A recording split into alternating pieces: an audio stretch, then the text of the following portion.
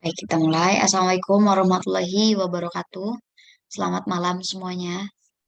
Waalaikumsalam warahmatullahi wabarakatuh. Waalaikumsalam warahmatullahi wabarakatuh. Apa kabar rekan-rekan semua? Baik, Baik. Kak. Alhamdulillah. Aku sambil gosok ya, Kak. Boleh. Ada aja. Ya, silakan sambil gosok boleh. Sambil gosok, sambil makan boleh, sambil apapun boleh. Yang penting hadir dan menyimak ya. Baik, rekan-rekan semua, untuk pertemuan malam ini kita masuk ke materi baru, yaitu materi bonus ya, materi akuntansi keuangan. Nah, materi akuntansi keuangan ini yang pertama mengenai kas kecil. Kas kecil, kas kecil. Oh iya, untuk kunci jawaban ini udah saya share ya di Google Classroom yang kuis yang kemarin, karena itu kan pilihan ganda, boleh disamain aja untuk jawabannya. Nah, untuk malam ini kita masuk ke materi kas kecil. Langsung aja. Kas kecil ya, kas kecil. Yang perlu kita semua pahami bahwa di suatu instansi itu tidak hanya ada kas besar saja atau kas dalam bentuk artian tunai ataupun kas di bank ya. Tapi di suatu perusahaan juga mempunyai yang namanya kas kecil atau yang sering kita dengar sebagai petty cash familiarnya. Nah, kas kecil itu adalah suatu kas yang digunakan untuk pembayaran yang relatif kecil, yang tidak efektif jika menggunakan cek. Nah, maksudnya, jadi dalam suatu perusahaan itu pasti ada kas yang cash in bank, kemudian ada kas tunai, kemudian ada kas kecil. Nah, di sini yang kita bahas adalah kas kecil, yang mana kas kecil itu sama-sama kas, sama-sama bentuknya uang, sama-sama tunai, tetapi kas kecil itu mempunyai alokasi khusus, baik itu dari segi saldonya dan dari segi pemakaiannya. Nah, maksudnya gimana? Maksudnya akan kita bahas ya malam ini. Kita harus mengetahui dulu dari segi perbedaan, kemudian dari segi fungsinya. Kalau tadi kan perbedaannya adalah kalau kas besar digunakan untuk nominal yang atau sifatnya transaksinya itu besar nominalnya. Nah, kalau untuk kas kecil, itu yang pertama, dari segi alokasi dananya, dana totalnya, itu ada aturannya. Tergantung nanti menggunakan metode yang mana. Apakah metode tetap, sistem dana tetap, atau dana fluktuatif. Kemudian, dari segi penggunaannya, dari segi penggunaannya, kas kecil itu ada ibaratnya patokan-patokannya. Ada nominal maksimal untuk penggunaan dana kas kecil. Misalkan, teman-teman punya dana 100 juta di perusahaan kas, ya, baik itu di rekening ataupun secara tunai. Nah, untuk alokasi dana kas kecil, ada alokasinya. Misalkan, dana kas kecil dialokasikan senilai 20 juta. Nah, 20 juta itu ada aturan-aturan pemakaiannya. Misalkan untuk transaksi 3 juta ke bawah memakai kas kecil. Transaksi 3 juta ke atas menggunakan cek. Nah, ketika di situ sudah ada aturan di dalam kebijakan akuntansi perusahaan, maka kalau contoh transaksinya kita nominalnya misalkan 500.000, berarti kita pakai kas kecil, bukan memakai cek. Itu salah satu contoh saja. Nanti selanjutnya kita bahas. Nah, di sini kita bahas mengenai fungsi dana kas kecil. Yang pertama, kas kecil itu digunakan untuk pengeluaran-pengeluaran perusahaan yang jumlah nominalnya sedikit. Sedikit itu maksudnya adalah ketika kita menggunakan cek terlalu repot. Masa iya transaksi di perusahaan yang nilainya 200.000 harus pakai cek? Kan itu tidak efektif. Nah, jadi salah satu fungsinya ada dana kas kecil itu untuk mengefektifkan keberlangsungan transaksi di perusahaan yang nominalnya relatif sedikit. Yang kedua, sebagai dana talangan untuk membayar pengeluaran yang sifatnya mendadak.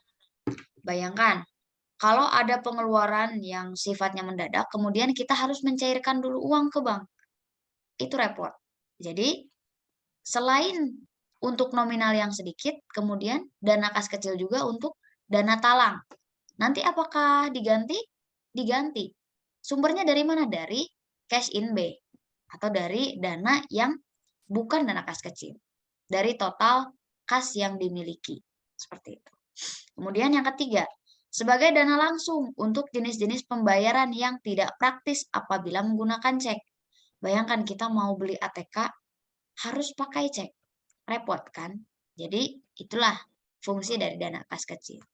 Yang keempat, untuk mempercepat proses pembayaran yang tidak praktis apabila menggunakan lampiran keuangan yang perlu ditandatangani direktur terlebih dahulu.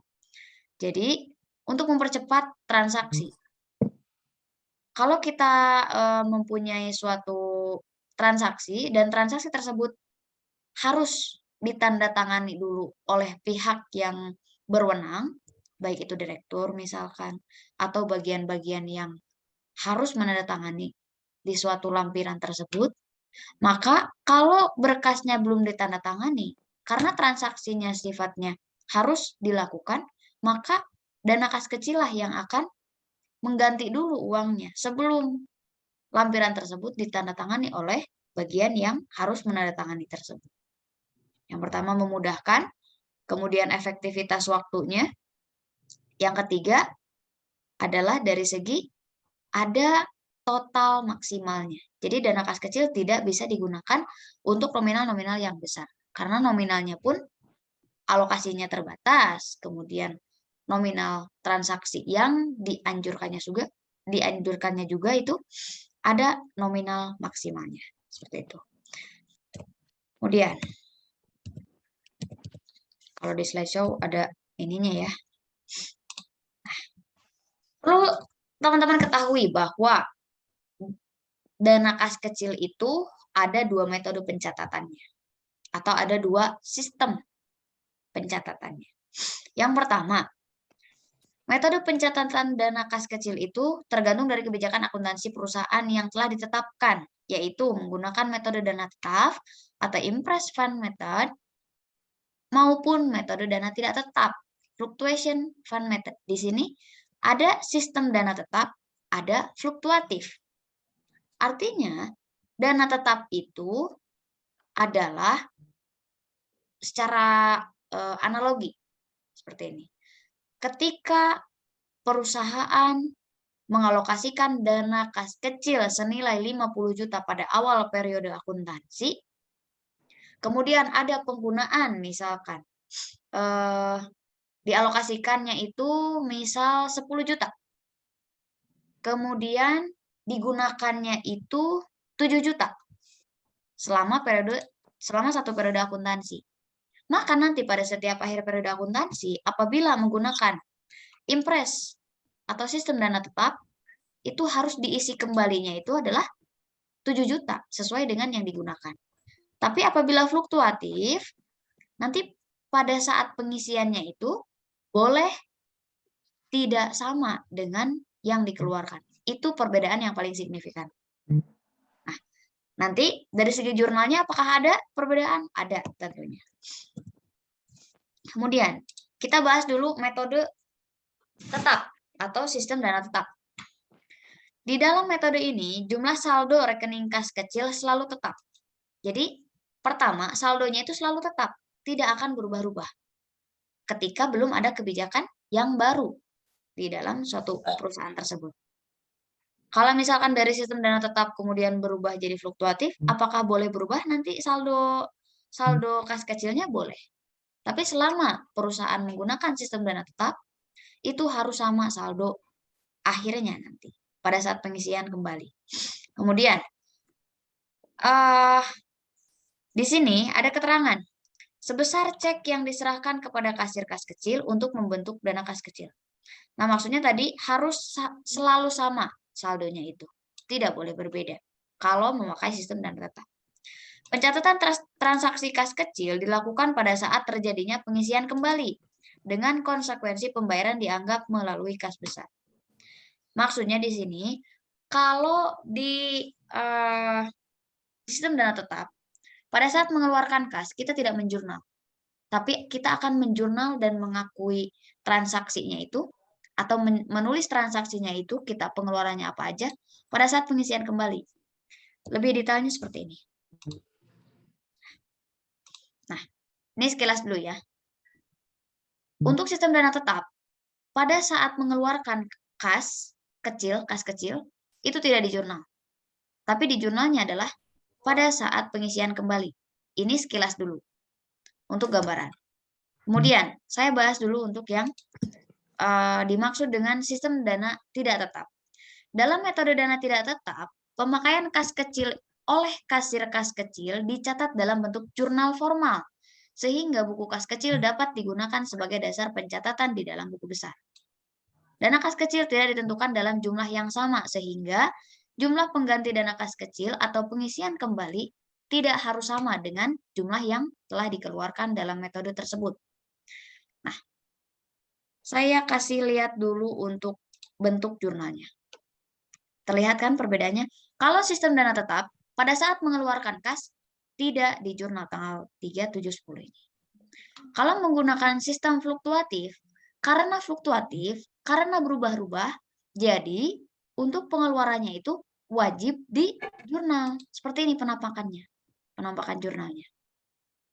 Nah, sekarang kita akan bahas satu persatu. Untuk pengisian kembali, pengisian kas. Bila jumlah uang yang terdapat dalam kas kecil sudah menipis, maka harus diisi dengan cara, nah, dalam pengisian kas kecil itu ada tata caranya. Tidak semena-mena kita ketika kasnya dirasa udah habis atau masih ada. Misalkan kita nggak bisa semena-mena untuk ngambil uang dari kas besar atau dari rekening perusahaan kemudian dialokasikan ke dana kas kecil, tidak. Tapi ada kebijakannya tersendiri, tergantung kebijakan perusahaannya. Tapi yang baku adalah seperti ini. 1. Pemegang kas kecil mengajukan permintaan kepada bendahara kas secara formalnya. Jadi ada pengajuan dulu untuk permohonan pengisian kembali dana kas kecil. Tidak semena-mena mentang-mentang kita kasir kas kecil, terus minta uang, minta dicairkan pada saat hari itu juga, tidak. Kemudian yang kedua, pemegang kas kecil menyiapkan daftar pengeluaran yang dilampiri bukti-bukti pengeluaran kas.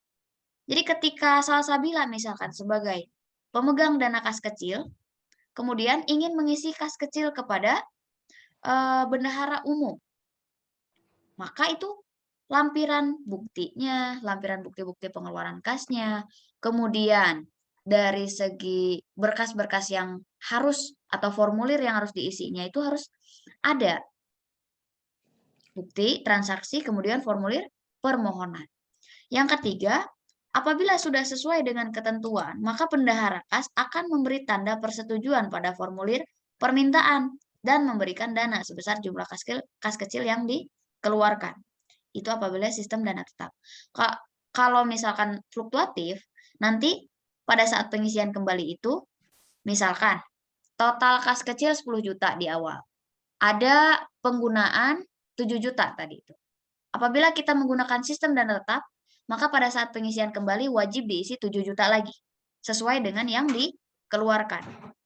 Apabila menggunakan sistem yang berubah-ubah atau fluktuatif, maka dana yang diisi kembali kepada kas kecil itu boleh lebih dari 7 juta, boleh 7 juta, boleh kurang dari 7 juta. Misalkan mau 7.500.000, boleh, boleh. Mau 10 juta, boleh, boleh. Mau 5 juta, boleh, boleh. Asalkan sistem yang digunakannya adalah fluktuatif, berubah-ubah. Ya, itu perbedaan dari segi pengisian kembali. Sekarang kita bedah dari segi jurnal yang digunakan.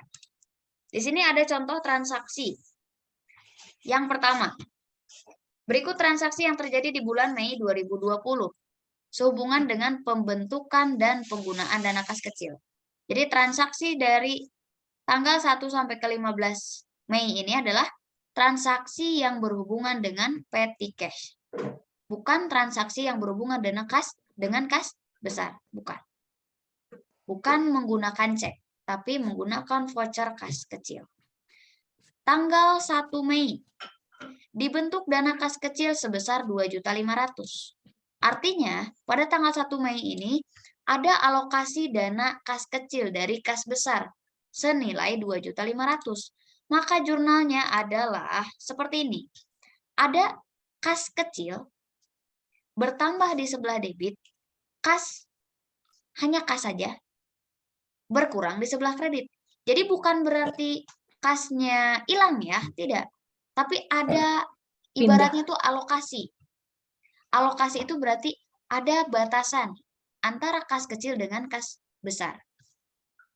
Kemudian pada saat pembentukan itu boleh berapa aja sesuai dengan kebijakannya, mau berapapun, tidak terpatok harus 2.500.000, tidak. 10 juta, mau 50 juta, berapapun itu. Yang terpenting yang diatur itu adalah penggunaan, kemudian jurnal, dan nominal pengisian. Itu yang diatur dalam dua metode tadi perbedaannya. Kemudian di tanggal 3 di sini. Tanggal 3 Mei dibeli perlengkapan kantor sebesar 350.000.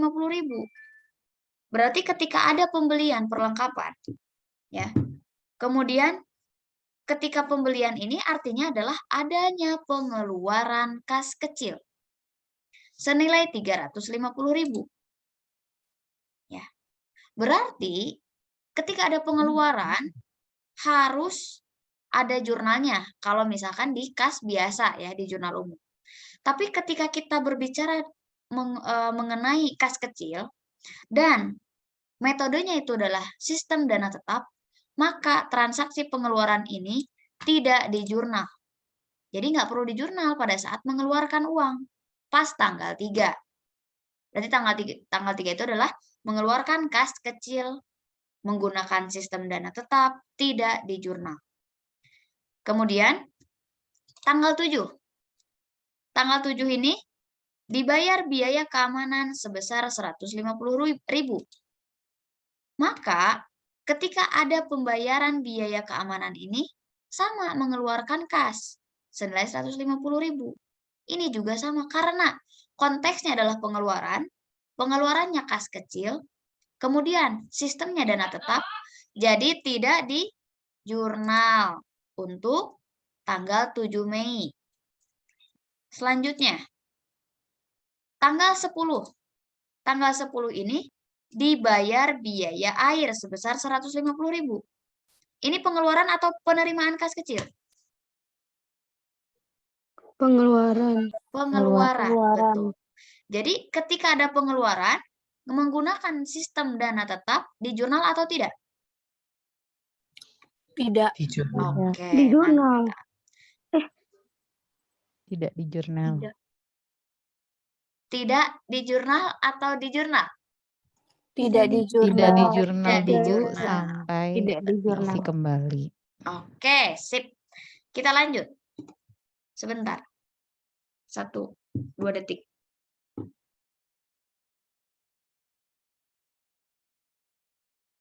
Oke. Karena yang kita gunakan adalah sistem dana tetap, jadi pada saat mengeluarkan kas tidak di jurnal. Tapi bukti transaksinya harus ada tetap. Ya. Bukti transaksi harus ada, cuman bedanya tidak di jurnal aja. Gitu. Nah, kemudian pada saat 15 Mei, kas kecil diisi kembali. Nah, itu baru kita jurnal. Sebesar berapa? Sebesar yang kita keluarkan. Jadi jurnalnya adalah di sebelah debitnya bukan akun kas kecil lagi, tapi akun beban-beban yang kita keluarkan tadi. Perlengkapan kantor di debit 350.000, biaya keamanan di debit 150.000, biaya air 150.000. Kasnya, kas besar berarti ya, kalau kas aja itu senilai 650.000. Jadi 650.000 ini adalah akumulasi dari pembayaran-pembayaran yang dilakukan pada tanggal 3, 7, sama 10 Mei. Nah, itu adalah sistem dana tetap. Jadi beban-bebannya yang kita catat. Bukan kas kecil ya. Kalau pada saat pengisian, pada saat pembentukan, akunnya adalah kas kecil di debit. Tapi pada saat pengisian kembali yang menggunakan sistem dana tetap, harus dicatat biaya-biaya yang kita bayar. Seperti ini. Lalu di kreditnya tetap akun kas, karena sumber pengisian dana kas kecil itu dari kas besar yang nama akunnya kas aja. Seperti itu. Bisa dipahami untuk sistem dana tetap. Bisa Kak, tapi saya ada pertanyaan sih Boleh, sebenarnya. silakan. Kan ini kan kalau menurut saya ya, kan ini perlengkapan kantor, biaya Iya. keamanan, biaya air. Boleh nggak kita jurnalnya dulu ke kas kecil dulu, terus baru di jurnal balik lagi karena kan ada uang masuk dari kas besar, jadi kas kecilnya masuk lagi, baru kas besar gitu Kak. Jadi kayak ada pengurangan gitu, atau nggak boleh? Memang harus jurnalnya seperti ini gitu. Oke. Jadi untuk jurnalnya sudah baku seperti ini. Jadi kita tidak perlu mengakui lagi adanya kas kecil masuk, tidak. Karena untuk sistem dana tetap itu tidak akan dimasukkan ke buku besar. Untuk sistem dana tetap. Kenapa? Karena ini sudah mempunyai jurnalnya tersendiri dan perhitungan tersendiri. Jadi ini dipisahkan dari siklus akuntansi. Cuma nanti yang dibawanya adalah nominal akhirnya saja yang dibawa ke laporan keuangan. Kalau untuk jurnal ini, karena menggunakan sistem dana tetap, itu tidak akan digunakan di buku besar. Kalau fluktuasi, nah tadi sesuai dengan deskripsi yang tadi, kalau fluktuasi, karena ini di jurnal secara formal, maka ini akan ada jurnal yang namanya jurnal kas kecil. Nah, ini yang akan dimasukkan ke buku besar. Jadi kita tidak perlu, kalau di sistem dana tetap, tidak perlu secara formal diposting ke buku besar, tidak.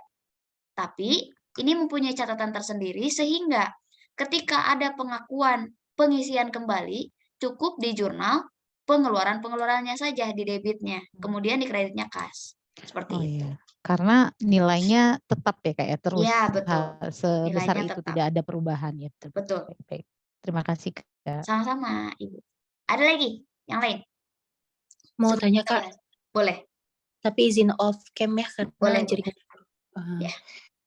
Ada 2 pertanyaan. Yang pertama, boleh diulang sedikit nggak kenapa 37 dan 10 itu tidak di jurnal, dan kenapa ditulis di tanggal 15, dan juga kas kecil ini masuk ke jurnal atau jurnalnya dipisah? Itu aja. Oke. Terima kasih, Dara. Saya jawab ya satu persatu. Pertanyaan pertama, kenapa tanggal 3, 7, 10 tidak di jurnal? That's true. Ini sudah aturan untuk sistem dana tetap. Sistem dana tetap, aturan pertamanya adalah tidak menjurnal pada saat mengeluarkan kas kecil. Aturan yang kedua, sistem dana tetap harus mengakui pengeluaran kas kecil atau rincian kas kecil itu pada saat pengisian kembali. Maka di tanggal 15 Mei, di sini keterangannya hanya kas kecil diisi kembali. Tidak ada keterangan apapun lagi, hanya mengisi kembali. Nah, kita harus sudah connect. Ketika sistem yang kita gunakan adalah impress fund method atau sistem dana tetap, berarti jurnal tanggal pada saat pengisian kembali harus merincikan, harus mencantumkan biaya-biaya apa saja yang kita keluarkan. Seperti itu. Pertanyaan ketiganya apa tadi tuh? Jurnalnya dipisah atau tidak? Dimasukkan ke jurnal biasa atau tidak? Oke, siap. Untuk jurnal sistem dana tetap mempunyai catatan masing-masing sama. Hanya saja untuk sistem dana tetap ini tidak dimasukkan ke buku besar karena jurnalnya pun hanya tersendiri. Jadi ini punya catatan tersendiri kalau untuk sistem dana tetap. Nanti yang dimasukin ke laporan keuangannya adalah saldo akhirnya aja. Setiap akhir periode kan sudah diisi kembali. Artinya kalau sudah diisi kembali, nominal dana kas kecil pada saat awal pembentukan dan pada saat akhir, pada saat pengisian kembali itu nanti nominalnya bakalan sama. Karena balik lagi, yang kita gunakan adalah sistem dana tetap. Jadi nanti yang dimasukin ke laporan keuangan ya nominal awal pada saat pembentukan. Apabila pada saat akhir periode akuntansi sudah diisi kembali. Seperti itu. Nah, beda halnya dengan yang fluktuasi. Kalau fluktuasi, karena jurnalnya seperti ini, jurnal formal, artinya ini mempunyai jurnal di siklus akuntansi. Ini masuk ke siklus akuntansi kalau fluktuasi, metode fluktuasi yang nanti saldonya berubah-ubah. Ini masuk. Tapi kalau untuk dana tetap, itu hanya catatan tersendiri aja terpisah, tanpa masuk ke siklus akuntansi. Seperti itu, Dara. Jadi ini sekali lagi, untuk fluktuasi akan dimasukkan ke buku besar. Jadi saldonya, saldo kas kecil itu pasti berubah-ubah. Ada mutasi kredit dan mutasi debitnya. Kalau untuk sistem fluktuasi. Seperti itu. Berarti kan nanti misalnya saldo awal kas, maksudnya kas kecil pada awalnya 2 juta, terus ada pemakaian, nanti di akhir ditutup lagi gitu. Bukan ditutup lagi, tapi diisi kembali. Diisi kembali dan saldo diisi kembalinya itu harus mencapai 2 juta lagi. Betul, kalau sistem dana tetap. Oh iya. Oke. Nah, kalau misalkan sistem berubah-ubah atau fluktuasi, kalau yang awalnya 2 juta, kemudian ada pengeluaran misalkan 500.000, boleh diisinya 1 juta, boleh 500 lagi, atau boleh kurang dari 500.000. Tergantung nanti pihak budgeting yang menganggarkan kas kecil itu dirasa apakah terlalu besar, atau terlalu kecil, atau sudah pas. Seperti itu. Itu untuk fluktuasi. Jadi setiap akhir periode pada saat pengisian kembalinya itu pasti berubah-ubah. Kalau sistemnya fluktuasi. Karena kan fluktuatif. Jadi berubah-ubah. Gitu ya. Bisa dipahami untuk dana tetap dulu? Siap, bisa Kak. Oke, untuk yang lainnya ada yang mau bertanya dulu nggak? Permisi Kak, mau tanya. Boleh. Mohon maaf, tadi kenapa itu yang metode tetap itu kenapa nggak dimasukin ke buku besar itu alasannya kenapa Kak? Maaf, boleh diulang? Karena untuk sistem dana tetap itu pada saat mengeluarkan kas itu tidak di jurnal. Jadi ketika tidak ada jurnalnya, kita tidak akan memasukkan ke buku besar. Nah, nanti yang diakui saldonya adalah saldo akhir pada setiap sudah diisi kembali ataupun belum. Jadi, yang diakui ke laporan keuangan nanti adalah saldo akhir kas kecilnya. Bukan dimasukkan ke buku besar. Ini tidak akan dimasukkan ke buku besar. Karena pada saat mengeluarkan tidak diakui. Kemudian, bukan tidak diakui, tapi tidak di jurnal. Kemudian pada saat pengisian kembali, baru di jurnal. Artinya kalau sudah di jurnal, pada saat pengisian kembali, ya saldonya masih segitu-gitu aja. Pada saat pada saat pembentukan 2.500.000, kemudian pada saat akhir periode akuntansi, udah pasti 2.500.000 lagi. Jadi nggak perlu dimasukin ke siklus akuntansi. Seperti itu. Berarti Kak tabel yang di depan kita sekarang ini nggak ditulis di jurnal? Yang gimana? Tabel yang di depan kita sekarang ini nih nggak masuk ke jurnal. Penulisan ini tuh ditulis di mana? Penulisan, jadi gini, jurnal itu bukan berarti tabel yang jurnal umum ya, bukan. Jurnal itu adalah ini artinya jurnal. Nah, ini itu adalah jurnal. Ini jurnal. Ini adalah jurnal. Maksudnya tidak di jurnal itu bukan berarti tidak disajikan dalam tabel, bukan. Tapi tidak di jurnal itu kan harusnya seperti ini ya, kalau di jurnal formal seperti ini misalkan. Untuk pengeluaran tanggal 3 Mei. Tanggal 3 Mei dibeli perlengkapan kantor sebesar 350.000.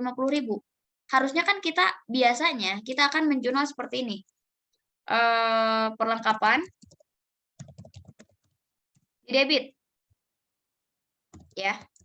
Kemudian kas kecil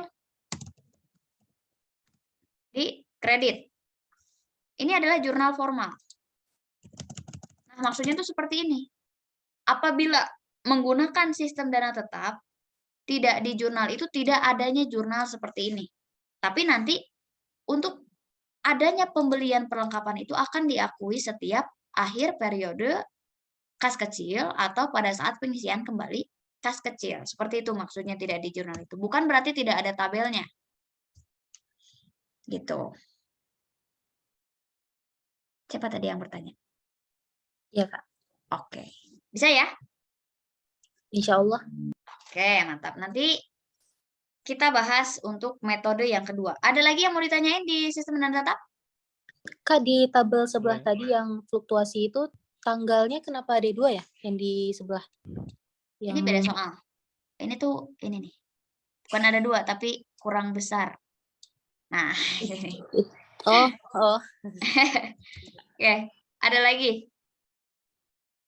Boleh bertanya, Kak? Boleh, silakan.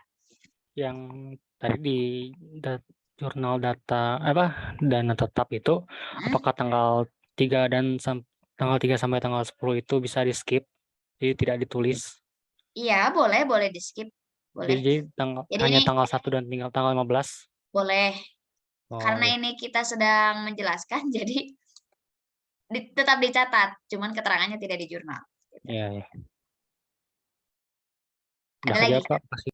Oke, sama-sama. Ada lagi, Cung? Maaf, Kak, mau tanya lagi. Boleh. Berarti yang ini, yang transaksi tanggal 1 sampai tanggal 15 ini nggak dimasukkan ke buku besar juga, bagaimana, Kak? Tidak dimasukkan ke buku besar, tapi nanti yang dimasukkan, tapi nanti dimasukkannya ke neraca saldo. Karena kan ini sudah pasti saldonya segitu-gitu aja, 2.500.000 gitu. Berarti langsung kas kecil aja gitu, Kak? Langsung kas kecil. Oh, iya. Makasih, Kak. Oke, sama-sama. Ada lagi?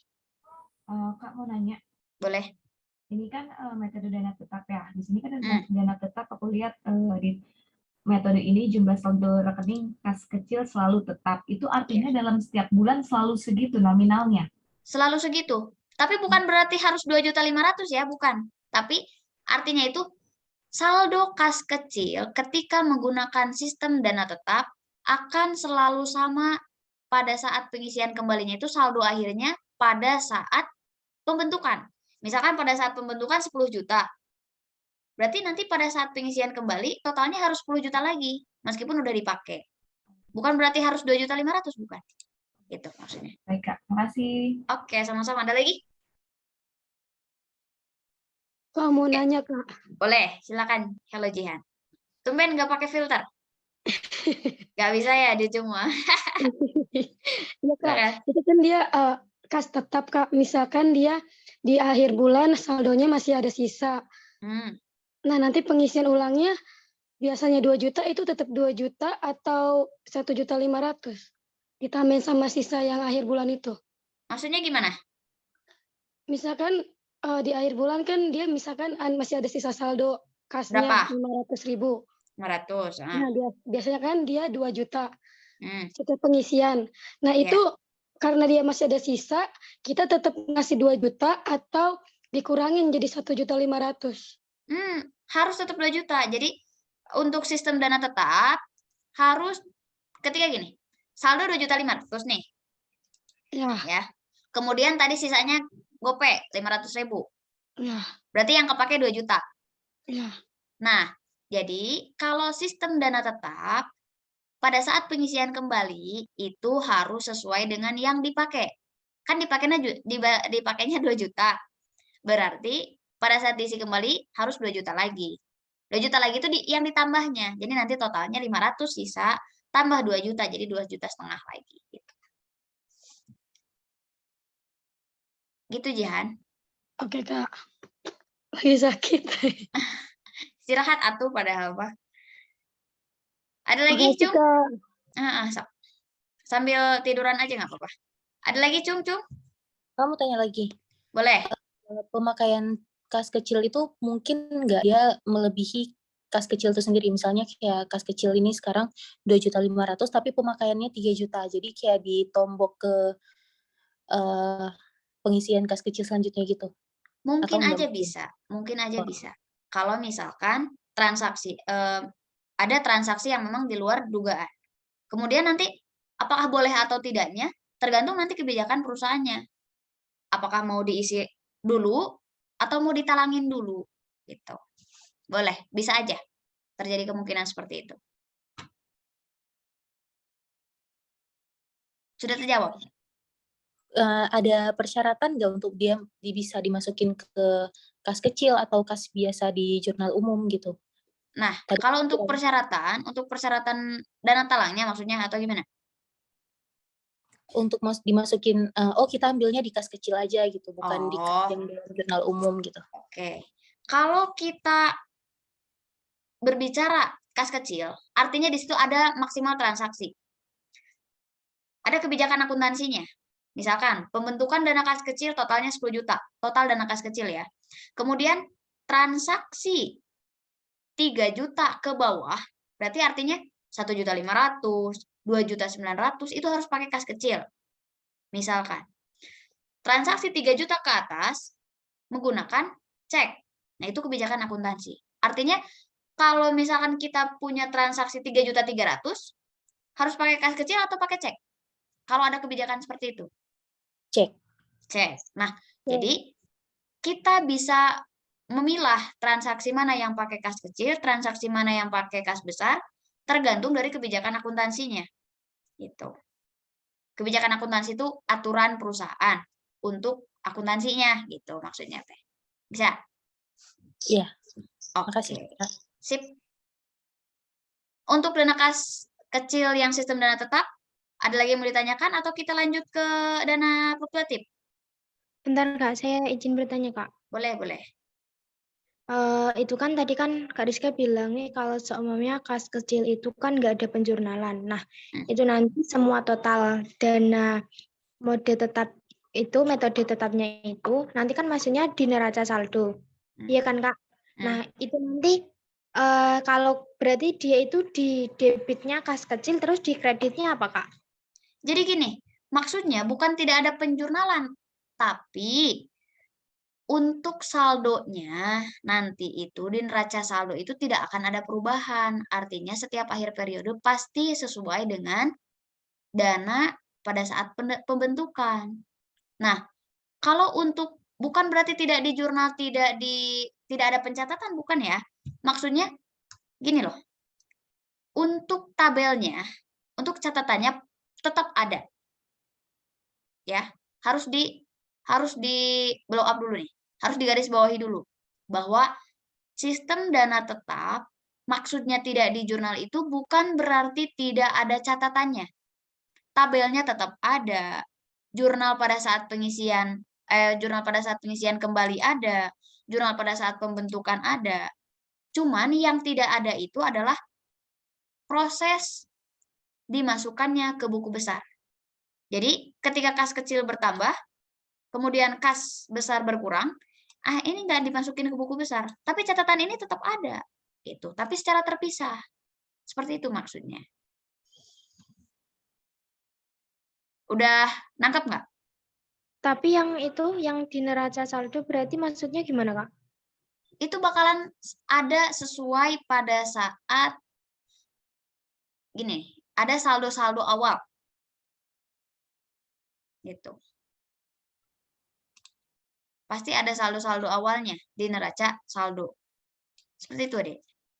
Nah, jadi untuk yang diakuinya itu pada saat pembentukan. Kalau pada saat pengeluaran, tidak diakui. Bukan tidak diakui, tapi tidak dimasukin ke jurnalnya. Kalau untuk pengalokasian dana kas kecil ini pada saat pembentukan, pasti diakui adanya transaksi pembentukan dana kas kecil ini.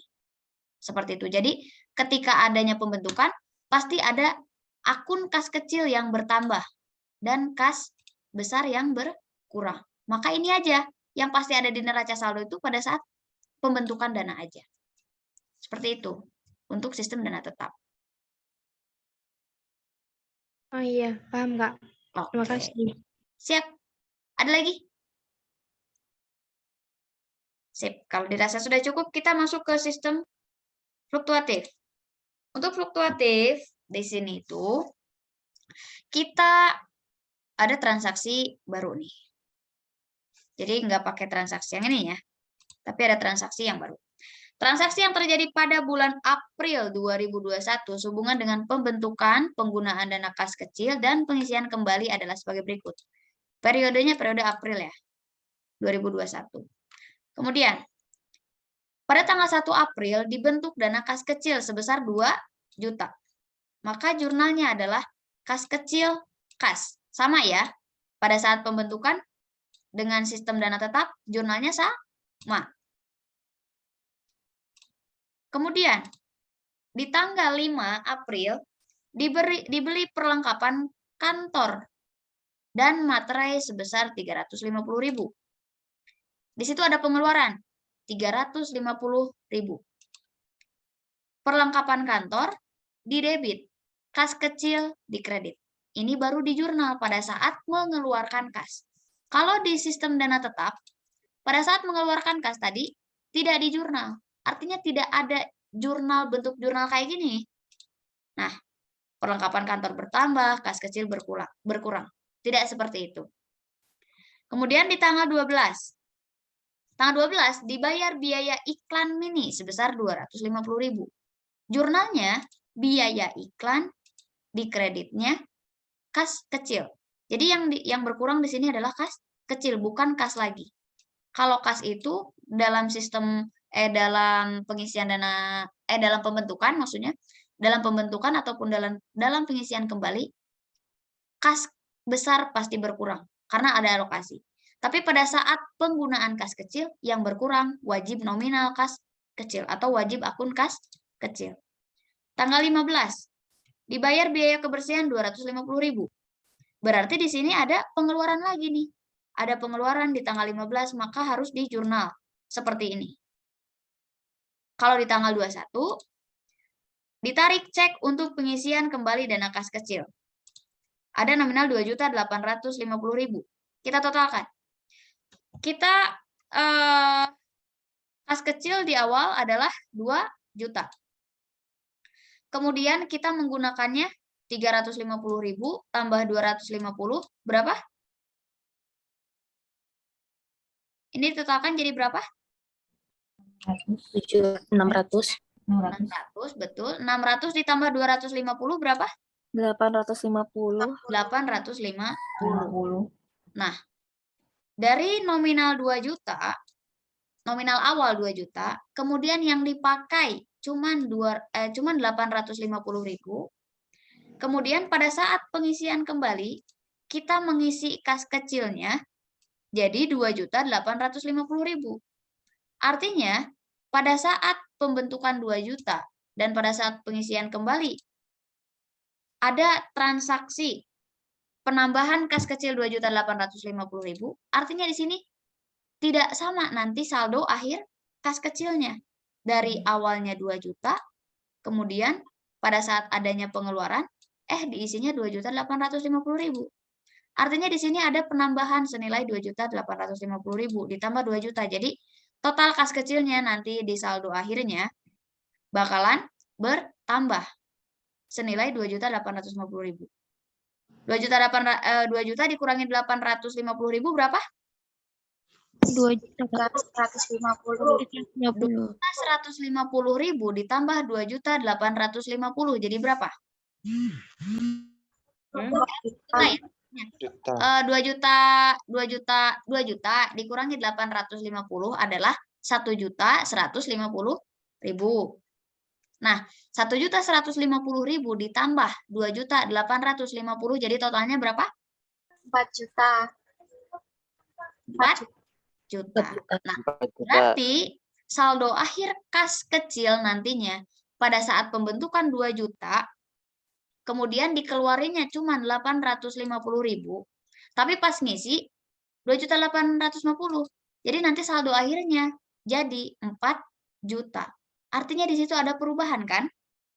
Pada saat pembentukan cuma 2 juta, tapi pas udah dipakai kemudian diisi lagi, saldonya jadi 4 juta. Itu fluktuatif bedanya. Pertama fluktuatif sama dana tetap tuh beda dari dari jurnal. Pada saat penjurnalan pengeluaran kas kecil. Itu jurnalnya beda. Kemudian yang kedua adalah pada saat pengisian kembali, kas kecil itu boleh lebih, boleh kurang, boleh sama. Kalau di fluktuatif. Kalau di sistem dana tetap, harus sama total akhirnya. Itu dua perbedaan yang paling signifikan. Dan yang ketiga, dari segi proses buku besar, kalau ini dimasukkan ke buku besar. Tapi kalau sistem dana tetap, tidak. Karena kan nggak ada jurnalnya. Gitu. Bisa ya dibedakan? Coba, ada pertanyaan mengenai fluktuatif? Berarti saldo fluktuatif itu bakal bertambah terus ya, Kak? Bakal bertambah, bakal juga berkurang. Tergantung kebijakan dari perusahaannya. Kalau misalkan kas kecilnya dirasa kelebihan nih, terlalu besar, kas kecilnya pasti dikurangi. Tapi kalau dirasa kas kecilnya kurang, untuk biaya operasional, pasti ditambah terus. Seperti itu. Jadi tambah dan kurangnya itu tergantung kebijakan perusahaannya. Cuman yang kita ketahui di sini, yang wajib kita ketahui dari segi jurnal, dari segi pengisian kembalinya.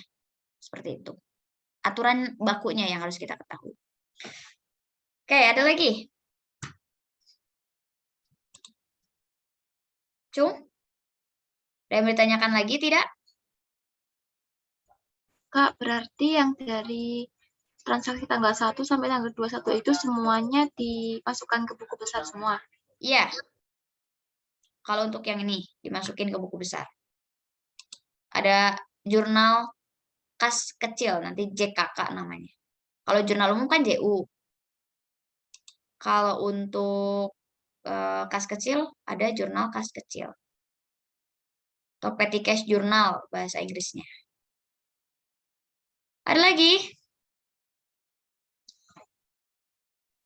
Kalau pembayarannya utang atau kredit itu penulisannya kayak biasa. Pembayaran utang. Pembayaran misalnya dia beli perlengkapannya utang gitu maksudnya. Kalau untuk ngutang, biasanya itu nggak pakai kas kecil, pasti diakuinya sebagai utang aja. Karena kan yang berkurang bukan kas. Di situ kan utang yang bertambah. Benar nggak? Iya. Artinya, kalau beli apapun yang secara kredit, yang bertambah pasti utang, bukan kas kita yang berkurang. Benar nggak? Iya. Nah, gitu ya. Ada lagi?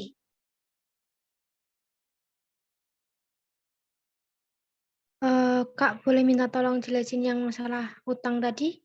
Itu berarti masuknya ke kas besar? Bukan masuk ke kas besar, tapi masuknya ke jurnal umum nantinya. Nanti untuk pembayarannya, apakah menggunakan kas kecil atau menggunakan kas besar, tergantung dari nominal yang kita beli. Misalkan di kebijakan akuntansi, untuk 1 juta ke bawah, pakai kas kecil. 1 juta ke atas, pakai kas besar. Kalau misalkan transaksi utangnya 1.500.000 untuk perlengkapan, pakai kas kecil atau pakai kas besar? Kas besar, Kak. Nah, seperti itu ya. Jadi penggunaan kas kecil ataupun kas besar itu tergantung dari patokan maksimalnya berapa di perusahaan tersebut. Gitu. Bisa? Tapi kalau semisal bayar utangnya 500 gitu, Kak. Nah, kalau bayar utangnya 500, kemudian untuk kebijakan akuntansinya 1 juta, artinya bisa pakai kas kecil. Berarti untuk di situ keterangannya utang sama kas kecil, Kak. Utang bertambah, kas kecilnya berkurang. Bukan, kalau kita menggunakan kas kecil untuk pembayaran kan kita mengeluarkan kas. Utangnya dong berkurang dong, bukan bertambah. Kalau kita bayar. Betul nggak? Oh, karena nominalnya kecil. Bukan karena nominalnya kecil, tapi kita berpatokan pada kebijakan. Kebijakan itu artinya aturan. Aturan penggunaan kas kecil harus nominal berapa? Aturan penggunaan kas besar harus nominal berapa? Seperti itu, Zahro.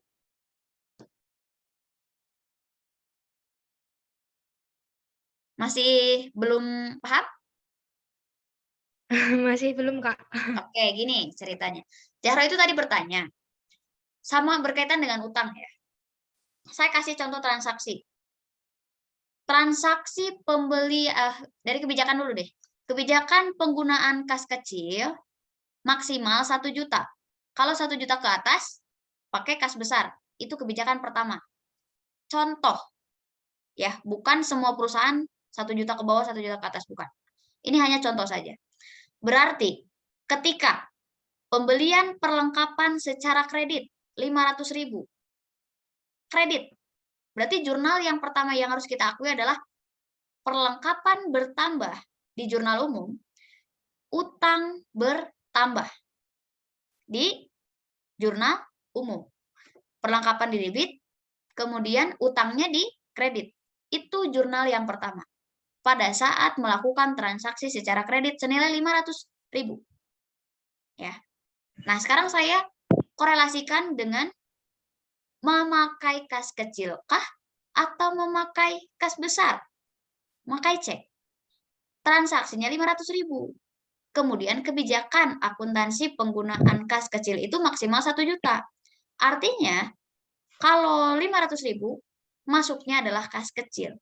Jadi jurnalnya pada saat pembayaran menggunakan kas kecil adalah utang di debit berkurang, kemudian kas kecil di kredit berkurang. Seperti itu. Bisa? Paham? Belum? Paham nggak? Paham. Berarti Paham. utangnya paham. Utangnya di debit atau di kredit tadi?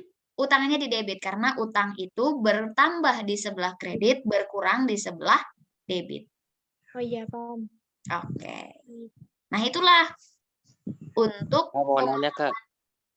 boleh? Gimana? Itu buat aturan yang kas kecil kan 1 juta tuh contoh. Itu tuh dari kebijakan perusahaan masing-masing atau emang ada dari PSAK-nya gitu, Kak? Dari kebijakan perusahaan masing-masing. Mau berapapun itu, yang penting kebijakannya jelas dari perusahaan. Jadi kita tidak ada patokan untuk penggunaan dana kas kecil itu maksimal berapa. Tergantung alokasi dananya. Kemudian tergantung dari kebijakan perusahaannya. Seperti itu, Ikram. Baik, Kak.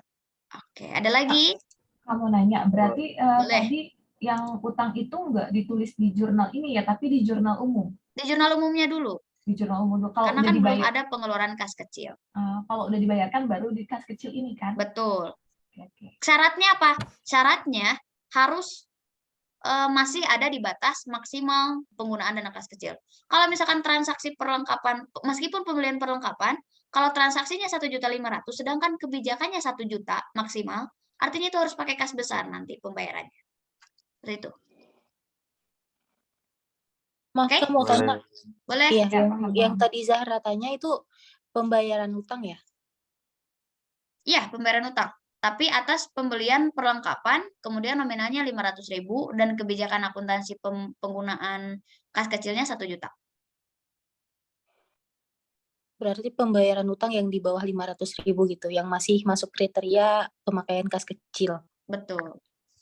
Nah, itu kan utangnya kan awalnya ditulis di jurnal umum. Peminjaman utangnya itu. Waktu dimasukin ke jurnal kas kecil ini kayak gimana?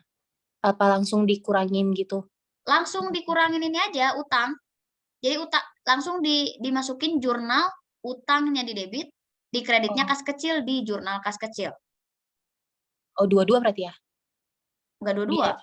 Oh, kalau di jurnal umumnya dikurangin utangnya dikurangin, jadinya utangnya berkurang memang. Tapi kalau di jurnal kas kecilnya dicatat sebagai tanda itu pembayaran utangnya menggunakan kas kecil. Enggak. Kalau kita menggunakan sistem fluktuatif, di jurnal umum hanya mengakui penambahan utangnya saja. Penambahan utang dan penambahan perlengkapan tadi. Kemudian pada saat pembayaran, kalau kita pakai kas kecil, artinya pada saat pembayaran itu di debitnya di sini, utangnya di debit berkurang, kas kecilnya di kredit berkurang. Jadi nggak ada double entry. Di jurnal umum dicatat, di kas kecil dicatat tidak.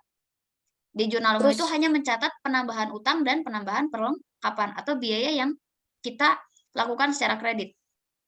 Kemudian di kas kecilnya itu kita mencatat pengurangan kas kecil, pembayaran apapun, intinya yang masih dalam kriteria harus dibayar pakai kas kecil itu masuknya ke jurnal kas kecil. Terus di jurnal umumnya utangnya tidak berkurang? Nggak perlu dikurangin, karena kan nanti di buku besar kita bakalan posting.